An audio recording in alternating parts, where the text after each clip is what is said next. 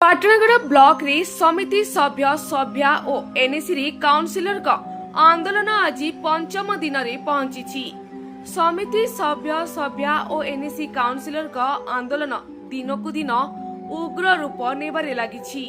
आज ब्लॉक कार्यालय रे सभ्य सभ्या कार्यालय सम्मुख रे धारणा देथिबा बेले एनएसी रे काउंसिलर माने इयोंक कार्यालय समेत अन्य विभाग रे ताला पकाई धारणा देथिबा देखिबाकु मिलिछि।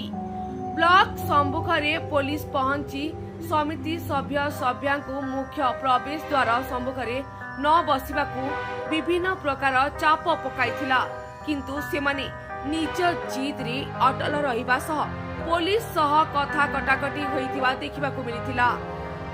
अपर पक्ष रे धारणा दिन ठारू ब्लॉक रे समस्त कार्य ठप होई जाइछि। सेही परी एनएसी कार्यालय मध्य संपूर्ण अचल होइजिबारु केतेक पुलिस कर्मचारी सेठारे मुतयन थिबा देखिबाकु मिलिछि। ब्यूरो रिपोर्ट संभव न्यूज।